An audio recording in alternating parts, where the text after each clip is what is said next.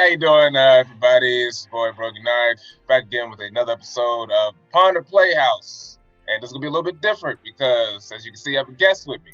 I have my boy, Crispy Man. That's me. A.k.a. Wally here. That's me. I said it right? Did I say it right? Yeah, Crispy Man, 2 N's. Crispy Man, yeah. You can search him on his platforms. So, yes, on the Playhouse, these videos, sometimes me and other guests give ideas for various movies, TV shows, sometimes video games. And in this one, we're going to be talking about the Justice League International and a potential series that can pop up on HBO Max. HBO Max needs content, and a lot of that content is revolving around the DC EU, the Snyderverse, the DC Universe app, which is like done now, and they're just shifting all those shows to wherever. I'm glad everyone paid for it. Yeah, exactly. But it's whatever. I knew it was as soon as I heard HBO Max is coming. I'm like, not to derail you, but if you had a DCEU app or whatever it was called, do you automatically get moved over to HBO Max, or if you use your login information, so you just lose it? No. Yeah, it's its own separate thing. If you had HBO Go, you can enroll into HBO Max, but DC Universe was like a separate. Gotcha. thing. I didn't know if they were like, all right, well, if you had this one and we're closing this one down, we're moving everyone over. So if you were to log in using the same stuff, you might get the first year half off, first month half off, whatever. I don't think they're going to do that. Although most of the content that's on the DCU app is not on HBO Max. That's one of the problems with HBO Max is they have this big library, but most of the stuff isn't already on the app. Certain licensing issues, they gotta wait and pull shit back, so it's a mess. But they need content, and I want to let my boy Wally, Crispy Man, that's me. Crispy Man, Crispy, Crispy Man, Crispy. This idea for a HBO Max Justice League International series was his idea, so I'm gonna let him explain the thought process for this one. Okay, well, thank you for handing that over to me because I'm still woefully unprepared. To explain my idea, but essentially there's a podcast I listen to. It's called Screw It, We're Going to Talk About Comics. It's an excellent comic. It started off as Screw It, We're Just Going to Talk About Spidey. Yeah, and I started listening to it after your recommendation. It's pretty good. Yeah, it's a really great podcast. And this season they're talking about Justice League International, and I've always loved Justice League International just in general. It's my favorite incarnation of the Justice League. Has all my favorite characters. Blue Beetle, as you can see. I have several Blue Beetle comics hanging up on my wall.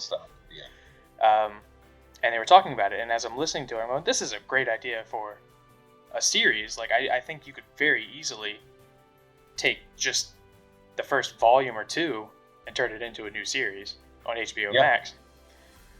Now, that said, and you and I don't necessarily agree on this matter, but I personally think that the series should just follow immediately behind the Snyderverse Justice League movie and all the follow-up movies there.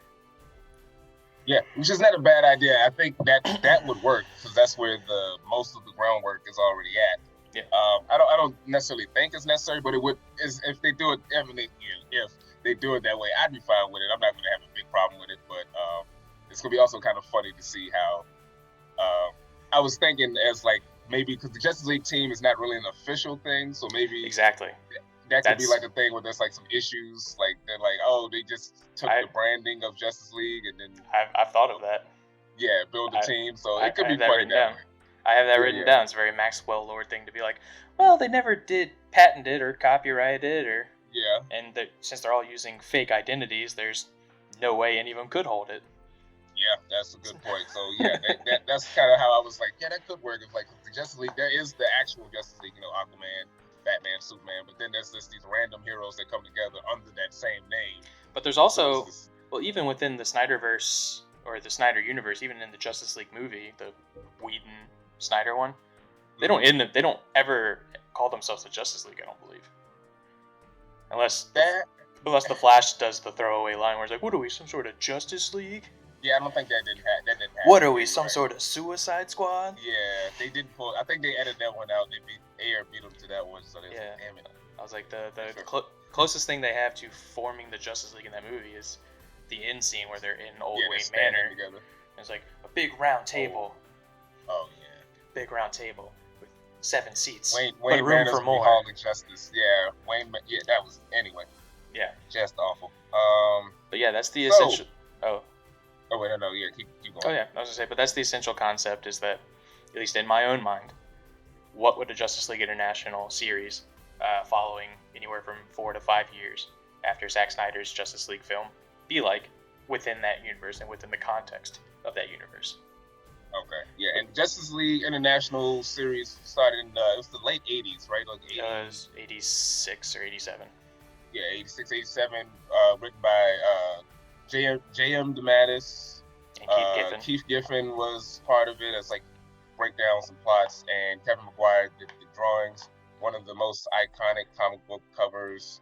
Definitely one of my favorite, like top 3 favorite comic book covers is that shot of them together and they're looking certainly. up at the camera. And it's the most, awesome. What do you want to say, the most homaged cover one probably of the most, in all like, of comics. That and Spider-Man. That and, Spider-Man and Cyclops holding Jean. Oh yeah. That pose. Yeah, those are probably like the top 3 to 5 homage comic covers. But yeah, great series, fun, but also good action. Thing with HBO Plus, with them moving some of the DC Universe shows over there, like Doom Patrol, and I'm pretty sure Titan's coming pretty soon. They can up the budget because HBO has money. Yeah, Warner Brothers has money, AT&T has money, so they can put money behind this stuff. I mean, there's rumors now that they're gonna do potentially Michael Keaton, Batman Beyond, and Ben Affleck's Batfleck series. So, the sky's the limit. They want to do, Justice League Dark series. They got. Do you think that's the only way they'll get Affleck back? If they just throw as much money as humanly possible at him? I mean, he might. I mean, he's gotten back into shape. I mean, that 2018. That was a rough year for him, but he's gotten back into shape. He might pull it. He might pull it. They drop enough money. I thought of a decent out for him, though, if they ever wanted to get rid of him and have a canon reason for him to leave. And it is the Flashpoint movie, because I think that is basically the Flash movie we're getting is a Flashpoint movie, whether we like it or not. I think it would be really easy to be like, Ben, look, we'll give you $15 million. All you have to do is like 10 minutes of this movie. You're in the beginning. All the Flashpoint shit happens, and then he comes back to the Batcave. Well, then he comes back to the Batcave, and your version of Bruce Wayne is dead because he altered the timeline. He's gone. Or it's Robert Pattinson. No, I think genuinely you go, oh, he exists at the beginning, and then he does his Flash shit, messes everything up. Bruce Wayne, Ben Affleck is dead or gone, and now you can introduce Nightwing or Dick Grayson as Batman. You can unkill him within the Snyderverse because he is the Robin who died. Yeah. So you can undo that and get rid of Ben Affleck in a good way instead of just being like, he just doesn't feel like being here anymore. Yeah, he disappeared. Wasn't that the Batwoman show that was like, oh, Bruce Wayne's disappeared. But now she's disappeared, so.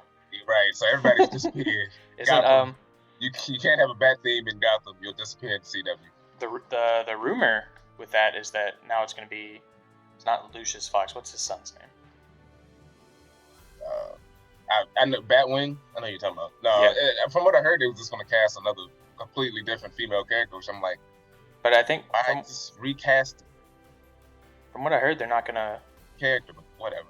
Yeah. Or use Renee Montoya. But you would have to actually read a comic book in order to come up with something like that.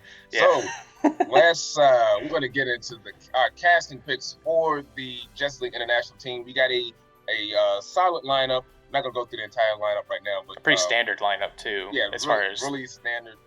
Heavy hitters. With one character that is very much not a comic. Yeah, we added. We'll talk. And we'll get to that one, but that one threw me off a little bit. Right. So it was a last minute addition. Okay. I'm gonna let you start off. You got the order of the list, right? Is it the one you sent me? Yeah. That's the second one I sent you on Instagram. Then yes, the one that goes from so and so to so and so. And I actually added one extra person in there, but you already know who it is. Oh yeah. I should. I believe you do. All right, so we're gonna start with Blue Beetle. Who is my absolute favorite character. That's your favorite? I love him. I love Ted Kord. He's such a great character. Blue Beetle, Ted Kord specifically. Blue Beetle. Yes, Ted Kord. in my mind for this supposed hypothetical series would basically be maybe not the main character, but would certainly be the focal character, because I do think out of everyone he's the most normal person. Mm-hmm. He's the only one who doesn't. He's the only one who doesn't have powers or a super suit that gives him powers. Right. So he's the closest thing to Batman out of this team. Exactly, but he's Batman with Spider-Man's personality. So yeah. So he's a likable character. So I can't think of anyone better than that than Darren Criss, who most people know from Glee. Yeah, that's all I really know him from is Glee. It's a good choice, I guess. Not my favorite choice, but good choice. My pick for Blue Beetle Let me get ready to search this. Is Max Greenfield, who you may know as Smith from New Girl. That is pretty good. Yeah. I do like him. Yeah. As soon as I saw your choice, for some reason, Max Greenfield popped in my head. Now, Darren Criss, I know he's been in other things. I only know him as the singing guy. Yeah. And he was in that one episode of The Flash that was terrible. I like that one. I like trash. I like musicals. I can't help it. I do too, but that episode was bad. Sure. We all wanted it, but the ending was good, but that episode was terrible. Yeah. So I haven't really seen him in any dramatic stuff, except for Glee and that. So. The series, I believe it's called Hollywood. It's on FX. Oh, on Netflix? Is it Netflix? On FX? I think it's on FX. Okay. He's very good in that. He's a very talented actor, and he can do both comedy and drama. And I do think that's very much so a part of what makes Justice League International compelling, is that it can do both. Now, granted, more often than not, it airs on comedy. But yeah. So just a small list of things he's been in. Most of them are musicals. Yeah. Does that well. A Harry Potter musical, 1, 2, 3, and 4, which are comedy musicals based on the Harry Potter films. Harry Potter series. Yeah, they're funny. Glee. He's the voice of Raphael in several Teenage Mutant Ninja Turtles directed. Really? Mm-hmm. He's the voice of Raphael in Batman and the Ninja Turtles. Oh, okay. Mm-hmm. He's the music meister in both The Flash and Supergirl. Yep. And he's the voice of Superman / Clark Kent in the upcoming Superman Man of Tomorrow. Oh, that's why I thought Superman sounded weird in that. Okay. I was just joking. Yeah, that, I don't know. I remember that movie. I was like, oh, great. It seems like Warner Brothers only has 2 Superman stories. His origin and the death of Superman. It's like those are the only 2 stories they can tell of Superman. I would love if they did a Superman Birthright animated film. Oh. That'd be great. Yeah. That'd be cool. Or a movie based on that. Give me that movie. Which I guess Man of Steel sort of is. Kinda is. Yeah, it is. A little bit. That BBS a little bit, yeah. The way Luthor was. Darren Criss is not bad. Plus, and if I can just throw this out there, he's very attractive. He's a very handsome man. Guy. So is Max Greenfield. He is. And Max Greenfield is a very good comedic actor. Shredded when he played Schmidt. That was the other thing. I was like, that guy was like pretty shredded. He can be funny. He can play nerdy. He's a vegan. He's like low key enough. He's not too, cause like you don't necessarily need like someone like Ben Affleck or even Henry Cavill like super jacked. No. But he's it's important. Right. It's actually important that Blue Beetle not be that big, just in general, because he is supposed to be very average. Yeah. Well, above average, because he is obviously in shape. Slightly above. But there was a whole story arc in the comics where he was overweight and had a heart attack. Oh, jeez. Okay. Or had 6 heart attacks or whatever. He was having mini heart attacks in the line of duty, and he had to retire as Blue Beetle for 6 issues before Booster Gold was like, "No, I need you to come back." Okay. Interesting. Yeah. I didn't even know that'd be that's actually a pretty good. It's a great storyline. Yeah. Yeah, that's pretty good actually. He's a good character. I wish they would use him more, but Warner Brothers hates him. Something up with those rights. I know that was a while they couldn't use him. Just League Unlimited because of the rights. Well, they couldn't use him in the Arrowverse because Brandon Routh's character, the Atom, was supposed to be Ted Kord. Which I think is a weird casting. I don't know if that would have worked. But I mean, it was weird casting for the Atom, but it worked. They got that over. It's true. Well, that's just because they made it Iron Man. But I guess they would have done the same thing with Blue Beetle. Same thing with Blue Beetle, yeah. He just wouldn't have shrunk. It was like, oh wait, he has to shrink because he's the Atom. They probably would have done some combination of Ted Kord and Jaime Reyes, so he would have had some sort of super suit still, and just an alien tech or some shit. Yeah. All right, so yeah, good choices. Good choices. I like yours a lot. I like yours a lot. I would be happy to see either of them. Yeah, I would too, but I lean a little more towards the other one. But it's okay to be wrong. All right. So next on the list is the time traveling hero Booster Gold. Yes. Who's your pick for Booster Gold? It's a pretty common answer, I think. Robbie Amell, who's you know, he's been in a lot of superhero related stuff just in general. He's been in Legends of Tomorrow, The Flash, Arrow, so on and so forth. He's Firestorm. Firestorm. Yep. And okay. My pick for Booster Gold. This took a while because this was really tough. This was the second toughest choice for me. Because your Robbie Amell choice was actually pretty good. I think he's... At first I was like, I don't know. But then as I started thinking about it, I was like, Robbie Amell is actually pretty damn good for that. But I went with Zac Efron. Oh, yeah, you did tell me about that one. I don't have to look that guy up. I know who he is. That's a perfect choice. I know. I told you that when you sent that to me. I was like, God damn it, that is a perfect choice. Yeah, it's pretty good. I was trying to top him. He's a little on the shorter side. That was one of the things. But I wouldn't even care. Yeah, he's an athlete from the future. Sports are different in the future. Bam, there you go. And football's different in the future, and it's not like it matters anyway. He's used to playing someone who's way too short to be playing the sport he's in. Yeah, that's true. But and also he's a big enough name actor. It's just like with Legends of not Legends. With Legends of Tomorrow, they had Brandon Routh was the top, not maybe the top character, but he was the top name. He was the top build for sure. Yeah, top bill, and then you have Doom Patrol. You have not only Brendan Fraser, but Timothy you also Dalton. have Timothy Dalton. Exactly. So big enough Fraser. name to was it bring Matt? some. Is it Matt Bomer? Matt Bomer. Oh yeah, Matt Bomer's on there too. But yeah, that's true. So he's a big name, and they hide his face the entire time. Yeah. Except for in flashbacks, I suppose. Right. But Zac Efron, he can be funny. You know, he can be cocky. He's got the athletic look, but he can also be he can be dramatic at times as well. For sure. So it's good pick. Yeah, I mean, I have very similar reasons for Robbie Amell just in general. Not to mention that he does have a career that's kind of steeped in superhero / science fiction / superpower. Yeah. You know, like related he's acting. He's already got a working relationship with them too, so yeah. And that's kind of where I erred with a lot of my people. If it wasn't like, oh, I know that they've done things like this before and they would be comfortable hopping right into it, then it was maybe a little bit more superficial, where it's like, yeah, they look like the role.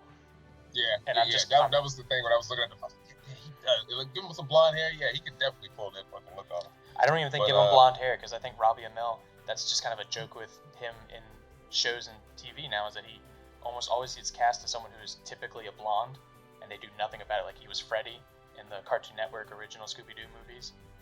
Really? Had brown hair.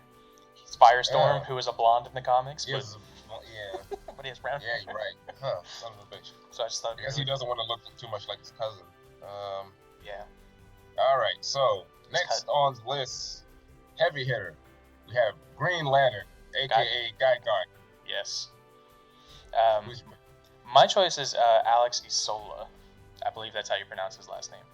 And he's kind of just a background actor in a lot of stuff. He does bit parts. I think the biggest roles he's done are in The Young Pope and The New Pope, which are a series and a sequel series, and he plays the same character in both. But he's only in a total of 4 episodes of 2 series.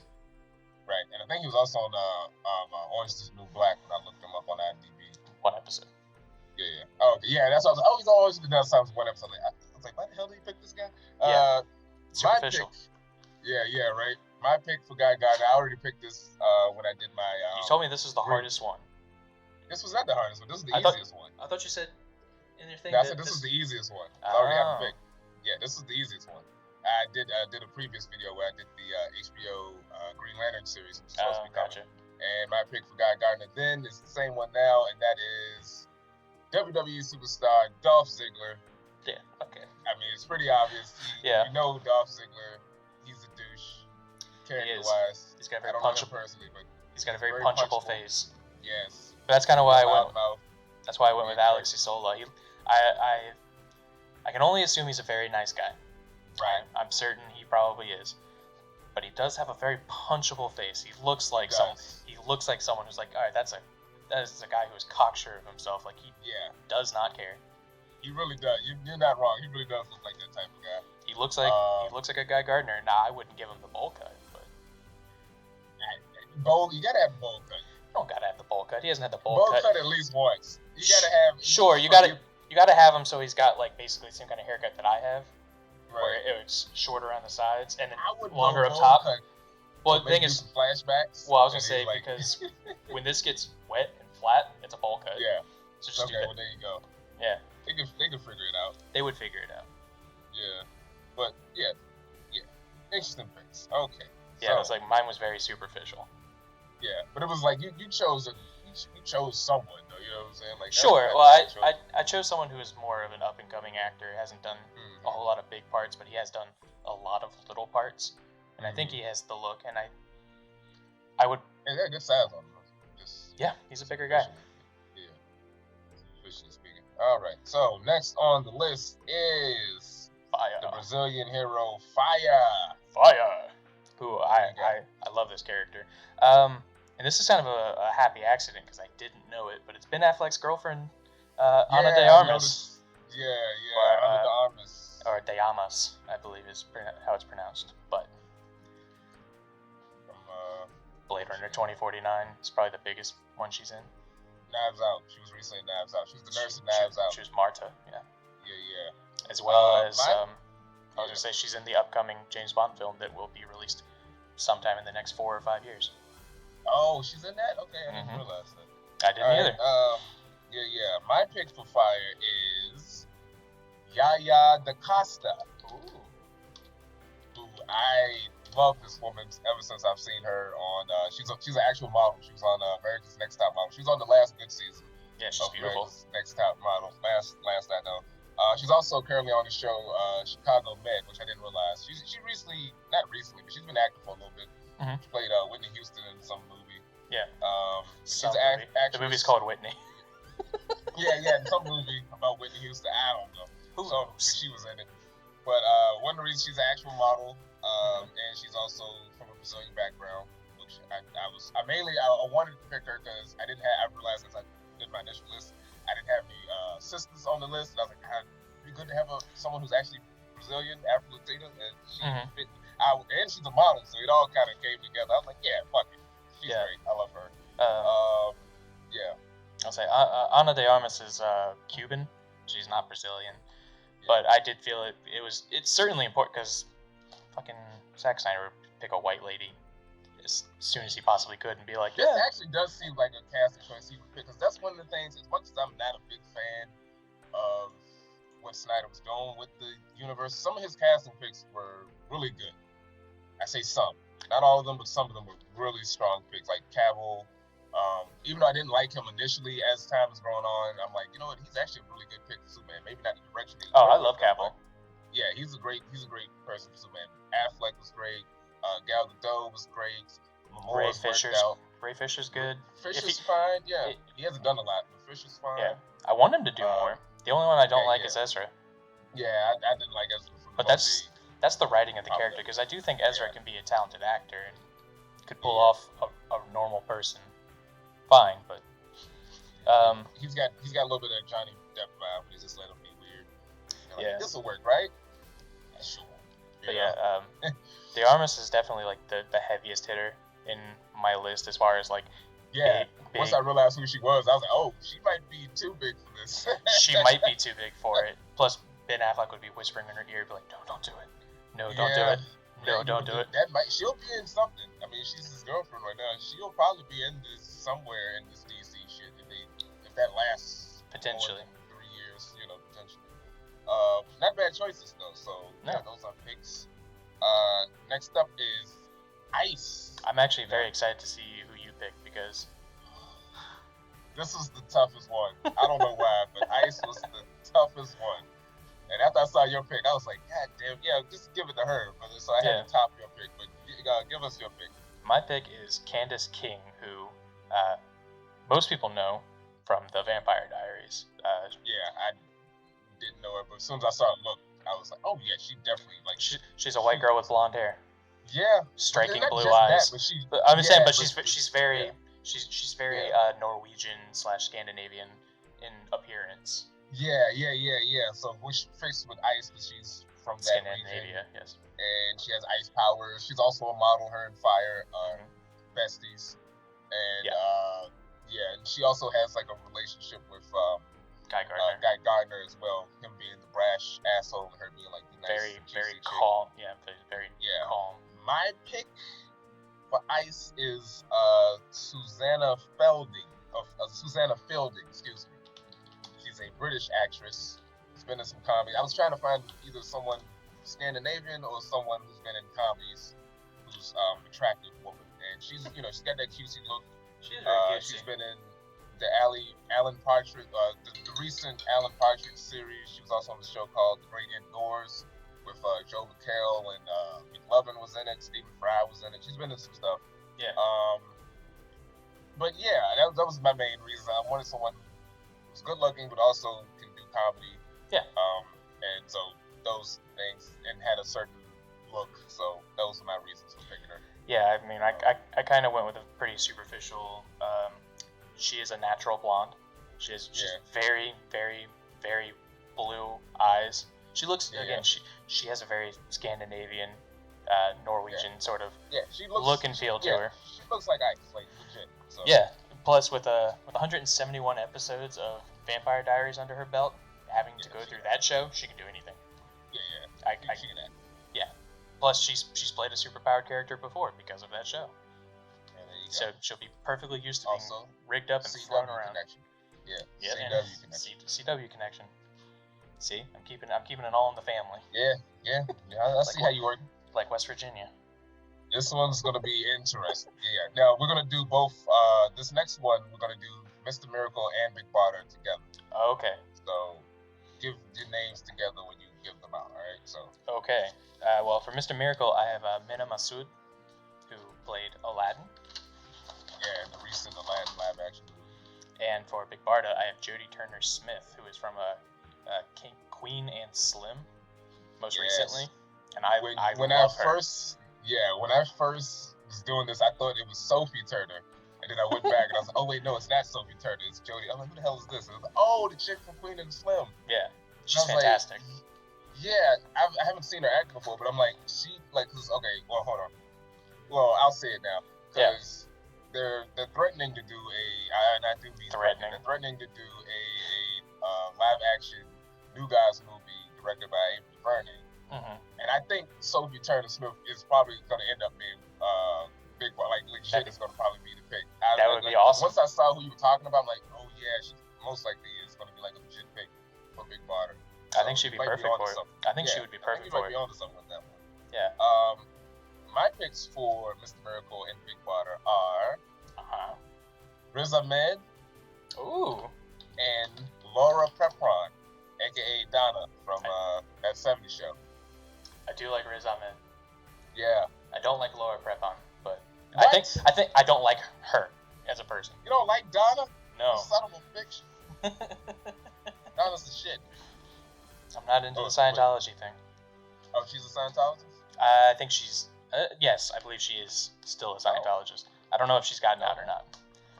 Yes, her and Danny... I think Danny Masterson is the one who got her into it. Oh. Yeah. You know where he's at right now. Yeah, that's why I said, oh.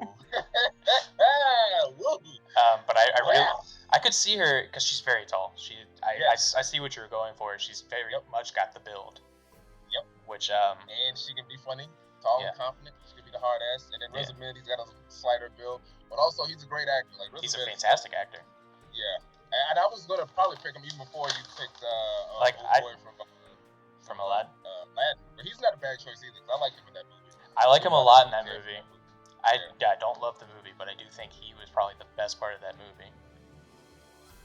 Yeah, and Will Smith's in the movie, but I like Will Smith too. I like the middle part was the best part for me. Everything else I didn't like. That middle part from him going to meet Jasmine for the first time to them having a little dance sequence and doing the carpet ride. Everything after that, I was like, nah. Yeah, the whole ending that was completely different. Whatever. Yeah. But I think I think he's a great. I think my two choices are perfect. Yeah, you got two good choices. I'm not dissing your choices. Your choices are really good. I mean, I think he's very charming and very funny, and I think that works well for that character. I would probably, because he's tied in with Aladdin, and I'm pretty sure we could try to make that a series. Yeah, he probably would never be available. But yeah, I don't think he'll be available. But Riz Ahmed, he was in Venom, and they killed him, and he was terrible in Venom. Don't judge his acting off of that. Like watch Nightcrawler. He was awesome in Nightcrawler. Jake Gyllenhaal. I'm trying to remember. I think that's still on Netflix. I'm not sure. He's been in other things, but that's the main thing I'm like basing his acting off of. Is him in Nightcrawler. I'm trying to remember. And he can do the action stuff too. He was in Rogue One, so he can do the action stuff as well. And I think he can pull off the confident, somewhat cocky, because Mr. Miracle's not necessarily a superhero. He's more like a celebrity. That kind of hangs out with heroes type of thing. Yeah, he's Houdini with no superpowers. He's got all the same powers as Houdini. Gadgets. Yeah, special gadgets and shit. But he also has he's very smart. Right, very smart, and he has his wife who's there, who kind of works with him from time to time, and she's more dominant in the relationship, I guess you could say. But they balance off of each other very well, and great dynamic. And these two characters are definitely, I think, are very essential. It's good to have especially when you have Ant-Man and the Wasp, to have a couple that's like a superhero team dealing with their shit, but also having to deal with superhero shit as well. You can get a lot of humor out of that. Well, you can get a good storyline just in general using the two characters because, and I know not all the storylines centered around those characters are this way, but a lot of the times they're not written like a bickering couple who can't figure stuff out. They're like, no, we're solid, we're good. Like we got this. That's true. Yeah, they got this shit together. It's very like Carla and Turk from Scrubs. Like they're the constant in that show where everybody else is all everyone else is very much a will they won't they, but Carla and Turk are very much like, no, we got this. This is good. Yeah. And I think Mr. Miracle and Big Barda are very much written similarly. Yeah. Where they're great characters. Their relationship is never put in the worst of turmoil. Right. All right. Yeah, good choices. Yes. Next up on the list is that of Oberon. Who is Mr. Miracle's manager. Who you got? I got Martin Kleba from the Pirates of the Caribbean franchise.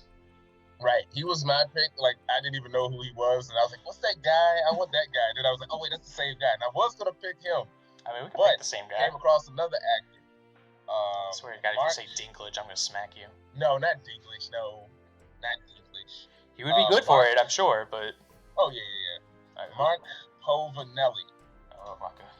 Who's been in a lot of things. He was on some show I used to watch a lot. It might have been 2.5 Men. I'm not sure, but he pops up in a lot of various things. He's a little bit shorter than the guy you picked, but one of the reasons I like him as an actor, he pops up in various things. He's funny. Mirror. Okay, well there you go. But I also picked him because he looks like a Jack Kirby fraud. He does. He looks like got very blocky. Yeah. He looks like a Kirby fraud. You know what I'm saying? Well, I'm looking at a picture of him. He looks like Antonio Banderas, in the face.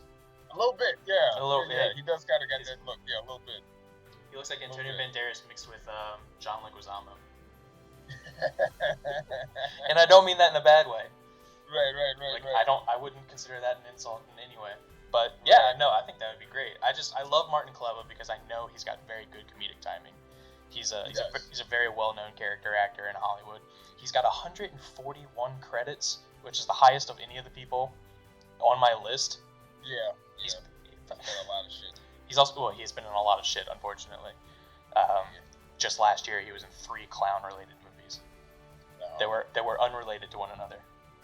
Oh wow! But he's also in my favorite show, Scrubs. He's a character Was he from. on Scrubs? He was in Scrubs. He was one of the That's right. janitors. He was one of the janitors. That's right. That's right. That's right. He was one of the janitors. Yeah, he was. I love him. I think he's a fantastic choice. He's already bald, like Oberon. Like you don't even need to do any of that. But he's in good shape too, because he is also he is a stuntman. Because like that's part of what he does. He does his own stunts and everything like that. Well, I mean, because it's kind of hard to when you're it's like when you're a little person. But I think he is the perfect choice. But I think Mark Povinelli. I think Mark definitely has the look. He very much looks like a Kirby character. Yeah. But because I was like I said, I was about to go with that guy, and then I was looking on the list, and then I was looking for photos, and then that guy popped up. I'm like, oh yeah, that guy. I like that guy too. That guy. Yeah. I think either one of them would be fantastic. That's a very good choice. I like that. Yeah, good choices. Okay. Next up on the list is that of the American representative, American hero, Captain Atom. Yeah, and this was one that didn't come that easily to me, but I went with Dan Stevens. Yes. From you and I watched the movie together, The Guest. The Guest. Yeah, I totally forgot about that because at first I was like, what the hell did he pick Dan Stevens? And then I thought about it. I was like, oh yeah, that's right, The Guest. He was badass in that. I have a perfect excuse for why I want him, but please. Yeah. Also Legion. Yes, he is in Legion. And Downton Abbey. Downton Abbey, that was what I was trying to think of. Yeah, and he was the Beast in Beauty and the Beast. Yeah, he was. The unnecessary live action. Well, they all are. Yeah. This was my second toughest choice. Because for a while I was... Yeah, this one was difficult. Before we added a certain character, I was going to change it to a female character. That was still kind of tough to get an actor for it. But I ended up on picking James Wolk. W-O-L-K. Now, you may recognize James if you've seen the show called Zoo.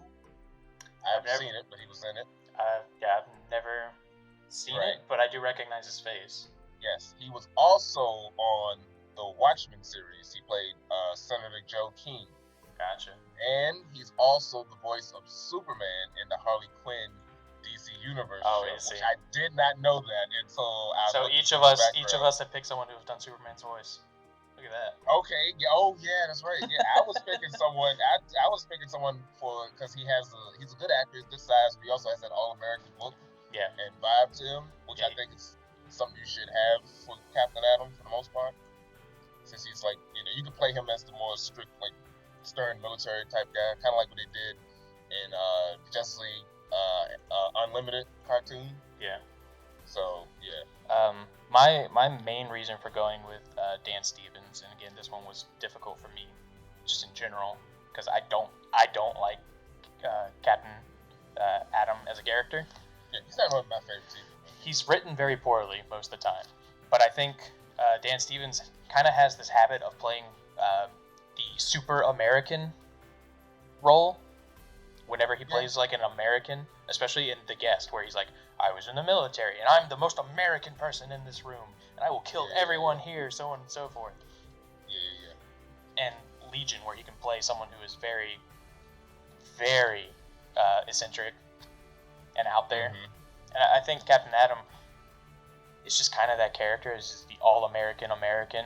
He's Superman if Superman cared way too much about the United States. Yeah, that's true. And I think Dan Stevens has that like brash, cocky look and feel to him that surprisingly an Englishman brings to the role.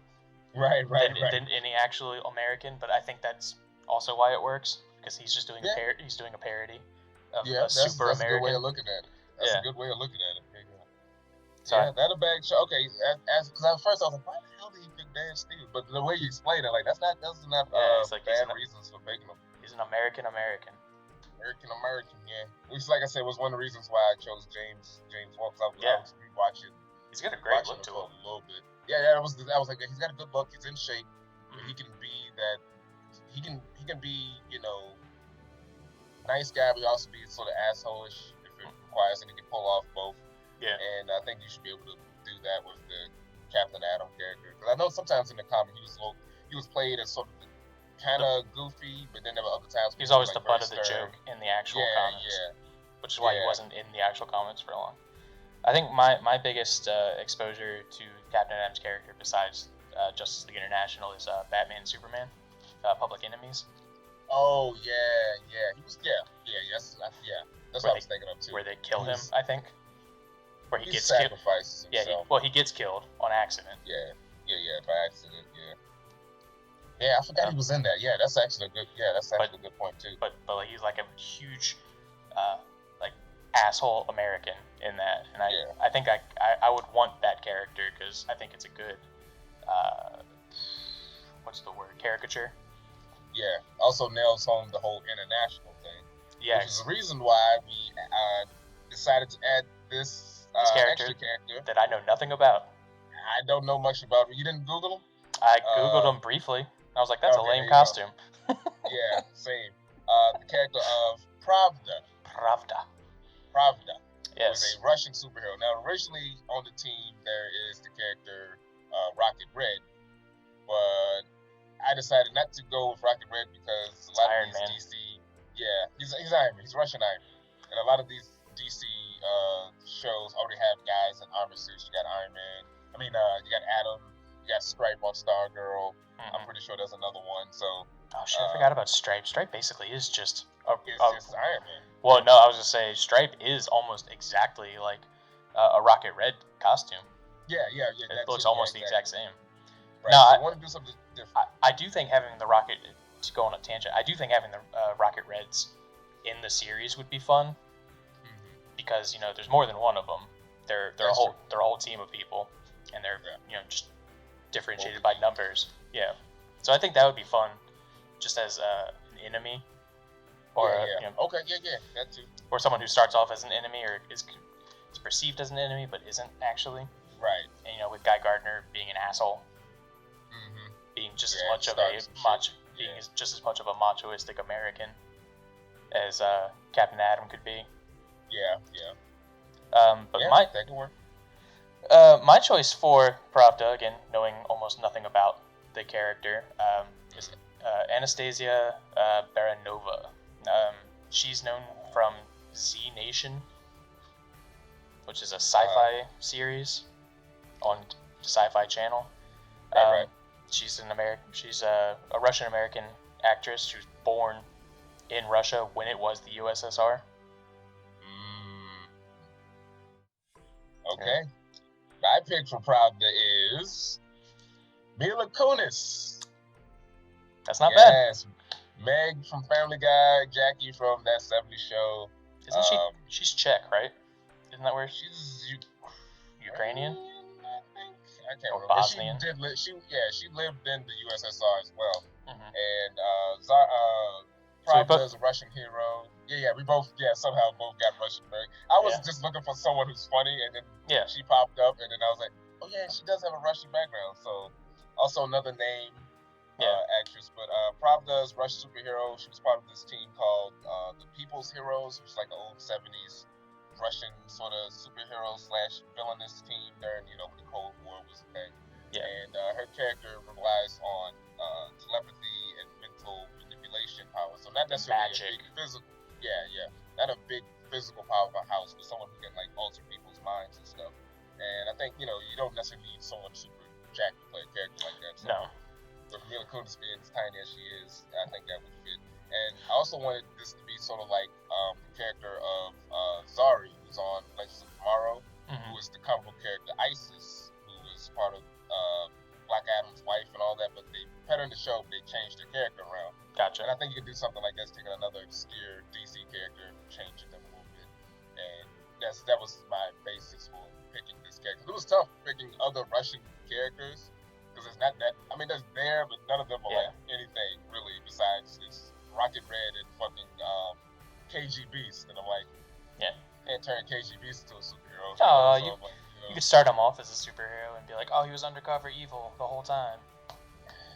But that's lame, because that's Maxwell Lord. Yeah. That's So, I like your choice way more than mine, because mine very much was like, I'm just looking for like a Russian American actress, or just a Russian actress in general, and she came up, and I was Anastasia Baranova, Baranova. She's got a look to her. I think she's very pretty. Like, I recognize her, but I'm not familiar in general with a lot of the things she's in. Right. She was Yuka in one episode of Drake and Josh, though. Okay. Oh, that's good. I think that's the episode where Drake accidentally gets married to the foreign exchange student. I think she's the foreign exchange student, if I'm not mistaken, which I generally am. Okay, all right. I think she again, kind of a superficial, like, I'm not too familiar with her work, but I do think she has a unique look to her that's like, I could see her in a superhero show, outfit, whatever. I guess Z Nation. Yeah, well, exactly. Why not? It's not the greatest choice, but right. It's something. Yeah, it was kind of last minute too, but it is. Yeah. All right. Next on the list is that of Maxwell Lord, who was sort of like the beneficiary to the team, kind of ushered his way in to kind of forced his way in to, give him some money and some, helped him get the whole international thing going on. Which I have a bit of a different idea of how that would work were this a show. Right, because that's the thing. Because Maxwell Lord is going to be the villain in Wonder Woman 1984. So, I was gonna say, but even in the comics, the Maxwell Lord who is on the JLI team, who helps run the team, is basically their front man, their PR guy. Yeah, PR guy. He's Maxwell Lord the Fourth, so you could still just be like, oh, he's his kid. Yeah, you go. He could be a descendant, or he could be a Maxwell Lord type character, which DC has plenty of those. So sure. Well, that was my idea essentially, is that he is using the guise of something else, even though he's still being very Maxwell Lord like, and it would only be up until, spoilers for a show that'll never happen, but it would only be up until the point of him being like, by the way, I'm pure dag nasty evil, and it's just a fact. My dad was Maxwell Lord. I'm Maxwell Lord the Fourth. Boom, blow your brains out, Blue Beetle. Yeah. All right. So who you got? Nathan Fillion. I don't even have to explain anything that he's in, because everyone knows what he's in. I mean, Firefly, Serenity. I mean, Castle. Yeah. Good pick. He's the voice of the Green Lantern in basically most of the DC animated stuff. Yeah. He's Captain Hammer. He's Captain Hammer. So he's perfect. He's Captain Hammer. Yeah. In case you didn't hear me. My pick for Maxwell Lord is Greg Kinnear. That's a good one. Yeah, Greg Kinnear. Definitely going with the vibe of the whole, Brendan Fraser, Timothy Dalton type thing. Someone with a name, been around for a while, but great actor, funny guy. Was in As Good as It Gets, also Captain Amazing and Mystery Men and some other stuff. Great actor. He can be funny. He can definitely do the whole intimidating, sarcastic stuff. So, and it's funny. So those are my reasons. But Fillion's a good choice too. Either or. I think Fillion, basically every character he's ever played is just a Maxwell Lord type anyway. To a degree, yeah. Maybe not as sinister, but yeah. Certainly not. Well, the thing is, Maxwell Lord, up until I think it's Infinite Crisis, when he full on turned evil, he wasn't like sinister. He was just kind of a douche. And every Nathan Fillion character is very much like, I'm charming, I'm likable, but I'm a douchebag, and I've got something going on that's like I'm gonna be nice to you, but I actually want something from you, sort of character. Right. Yeah, that's true. And my biggest thing, and I know it's maybe I'm the only one who sees it, but having seen Pedro Pascal as Maxwell Lord in Wonder Woman 1984, he bears enough of a resemblance to Nathan Fillion already. He really does. To a degree, I can see that. He looks like Nathan. Be his, and again, in my mind, where this takes place in the Snyderverse, it wouldn't be that much of a stretch to be like, well, Nathan Fillion's this guy's son. Yeah. Because Nathan Fillion is 50-something. That takes place in 1984, where Pedro Pascal's character is in his 40s, meaning he could already have a 10 to 15-year-old son. Yeah. There you go. See that. There you go. That's not bad. That's not bad. I've thought it all through, man. You figured it out. That's pretty tight. I figured that much out. Tight. Yeah. All right. And lastly on the list is that of essentially the leader in the books of the team, Martian Manhunter, aka John Jones. Who do you got? Well, again, this is tied into the Snyder cut in my own, or the Snyderverse, I should say, in my own head, and based on what he has said, was it General Swanwick? I think that was the name. So Harry Lennox. Yep. Is Harry Lennox. He's a great choice. I already think he's great. He's a great choice. I've already seen photoshops just in general of him. I call bullshit on that, but I think it's 100% made up after the fact, because they're like, well he drew these. I'm like, yeah, you could have drawn that yesterday, right when the story got posted. Like I can go on my computer and draw it right now and be like, oh, this is from 17 years ago. Exactly. Yeah, no, I think that's 100% bullshit, but I'm gonna roll with it because I've already in my head thought of a decent enough story for it. Good actor. He's a great actor. I like him. He's really good in The Matrix, and he's very good in Ray, specifically. Was he in The Matrix? He was in The Matrix. He was in The Matrix. He's I can't remember his name. He's the pilot of the ship when they're. Is he? Okay. Yeah. I only remember the skinny dude that turned on him. Yeah. But he's also in the movie The Five Heartbeats. He's in Ray. That's right. He is in Ray. That's right. He was the manager in Ray. Yeah. That's right. He's a good actor. He's a good actor. He's been in a lot of stuff. My pick, although Harry Lennox is a good choice, but if it's not gonna be, if it's not gonna be tied into it, Snyderverse or whatever, this guy's been my pick for Martian Manhunter for the longest time, and that is Lance Reddick, who you may recognize as from Fringe. He's also been in John Wick movies. Oh yeah. Been in a lot of stuff. He's already kind of got that look to him. Exactly. Cool voice. He already looks like an alien. Let's paint him green. There you go. He's awesome. He already looks like an alien. Yeah, he does. Yeah.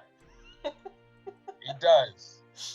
You'd be a great character. They can both play the stern, they're both confident leader. They're both wonderful. I just found the picture of Lance Reddick wearing Geordie LaForge's.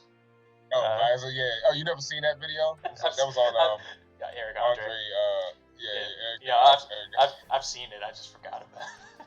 Yeah, I forgot about it too. That's great. I want to be like LeVar. I want to be LeVar. Oh my God! Anyway. I forgot he's wearing. He's got the security outfit on. Yeah. I think crazy. He would be really great for the role. Yeah. He can do comedy too. He's very funny. Yeah, he can be funny. So but that's not big. But yeah, also as I always want to say, if we're gonna connect this to the DCU, gotta get that Shazam cameo. I would love. I think it would be pretty cool to have him show up for like 3 or 4 episodes, like he does in the comic, where he starts with the team, and then he's just kind of like, "This is too much for me, guys. Yeah, I already have I already got my own team in Philly. Yeah. Like I'm gonna go." That's actually that would be a cool way to handle that. Actually, Yeah, he's like, I already got stuff going on in Philly. I gotta go. I do have one bonus, and I've already told you about this because this is the one I started with. If you recall our conversation, I don't. Jack Ryder, aka the Creeper. Oh, right. Yeah.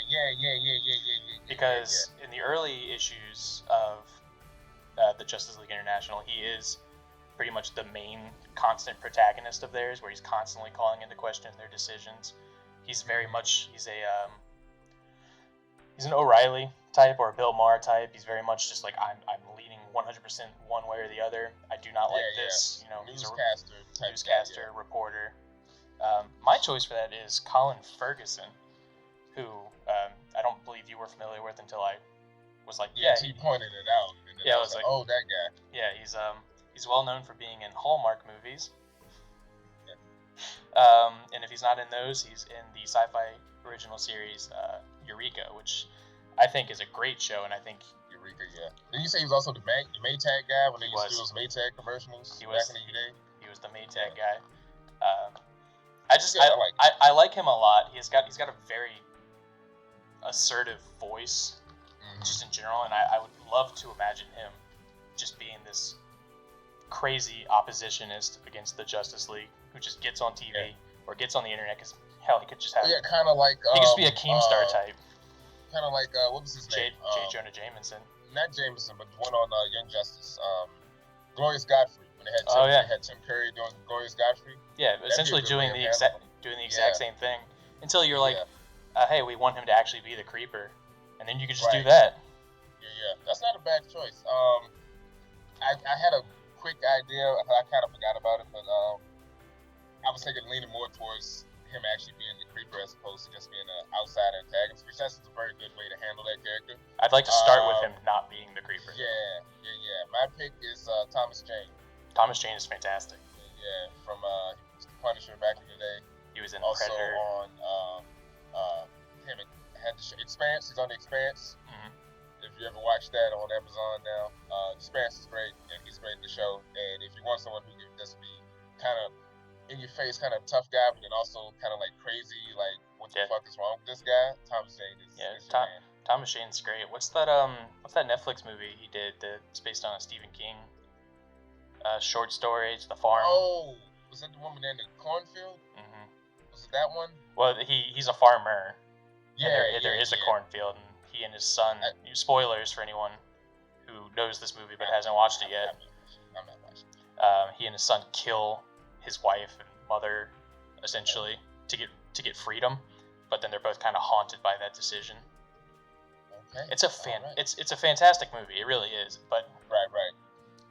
I don't know if that would necessarily highlight Thomas Jane's ability to play the Creeper, but it is a good movie, so I would suggest watching it. Check it out. He was. Now I did want to bring up that thing that I told you about at the beginning. Yes. I'm having an art piece commissioned by Detrini. Okay. You follow him on Instagram. Yeah. I'm pretty sure I do. Yeah. Now it's only for Blue Beetle. Right. With Darren Criss as Blue Beetle, just to kind of see what that looks like. Oh, nice. So I'm having that done. I would have done the entire team, but it's very expensive. Yeah, so I'm pretty sure. Yeah. So I'm going to have to do them one at a time over the course of time if I like it enough. But so that's awesome. So by the time you're done editing this, it'll be somewhere on the screen because it'll be done probably. Awesome. Yeah, I can throw that up probably at the end of the video. That'd be lit. Yeah, because I hope it's done by the time you're done editing this, because I'm very excited to see how it looks. Hold on, I gotta look. He recently did Ben Affleck meeting Jeffrey Dean Morgan. How do you spell it? what? Datrini. Oh, that guy. Oh, shit. Oh, that guy. Yeah, no, this guy's legit. He's a good concept artist. Yeah. I like him a lot. This guy's legit. I reached out to him earlier this week. Yeah, he did that dope-ass Batman Pattinson joint. Because I know it's not going to look as cool as that. But it might. I mean, he's going to put... I would hope so. I paid him enough money. No, I'm talking about the movie. Oh, I thought you were talking about I don't think the movie's going to look as cool as this photo here. I thought you were saying that my commission piece isn't going to... I like his recent Green Lantern one. That one's very good. That's what made me go like, oh, I want to see how he would do Blue Beetle. I don't know. Who it been something, I think. Yeah, I'm not familiar with his work, but based on that art, I would say it would be pretty good to have that guy cast as well. So that'll be up on the screen, I guess. Yeah, that should be awesome. Yeah, if it's done. That one in when I put this together. Yeah. So those are our picks on this crazy make-believe thing that's probably, hopefully, would happen. Yeah. I don't know. I mean, AT&T is making all the decisions now. Warner Bros. Sitting on their asses for the past 30 years with this property. So AT&T's like, hey, let's get some shit going. Let's Keaton? go. You like Keaton, right? Let's bring Keaton back. Yeah, hey. We're making a Flash movie. Fuck it. Let's throw Keaton in there. You know the thing that Marvel does where they like give the fans what they want? Yeah. Let's just do that. Why are we not doing that? Why are we not doing this? Why don't we just do that? Yeah. It's something about Batman Beyond. You guys know anything about this? We're gonna make this thing now. It's like, oh god. It'll be interesting. The whole, Snyderverse stuff coming. I'm fine with them doing the Snyderverse stuff on HBO Max and then them trying to do something else in the movies. I'm fine with that. I think that's, try to please both sides until we figure out, if it's viable enough. You know what I'm saying? Yeah. That's a pretty good way of handling stuff as they go on with these properties. I think a lot of these characters are pretty much untapped. A lot, yes. I mean, some of them have been featured in live action. Booster Gold showed up, I think, twice in some sort of fashion.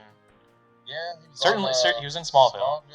And it might just be Smallville, as far as live action. I don't think he popped up in the CW just yet. He should. Yeah. He'd be good. Because I remember there were rumors he wanted to do a Booster Gold movie or a Booster Gold Blue Beetle movie. That was they're still talking about that. They're still talking about that. So this series, something like this could happen, or it might be a big movie. You never know. I hope it's a big movie. Yeah. I hope someone sees this and hires us. That'd be dope. I got ideas. I'm willing to help him out. I'd probably get fired though, because I'm gonna be like, that's fucking stupid. Yeah, I got ideas, and I'm a good ass kisser. Yeah, I'd be like, hey, the guys at the animation studio, why is no one talking to them? Yeah. They've been doing this for 30 fucking years. They know what they're doing. You should probably hire some of those guys to help you with this. Yeah. Just saying. I'm just saying. But it's an idea. I don't know. Fight work. They're pretty fucking consistent. I don't know. They might have an idea of what they're doing. Right. You want to use all these random ass characters. So you've been doing this for the past 20 years. Whatever. Yeah. Whatever. You get some new guy who doesn't know shit about these characters. Or doesn't like these characters. Right. Was it J.J. Abrams directing Star Trek when he liked Star Wars better? Yeah, that's why I'm not excited about him working on anything with the DC. He's a DC fanboy. I know he likes Superman, but he also has major issues with Superman's character as it is, or at least he did in the early Flyby. Yeah, I was about to say, did you read that? What was it?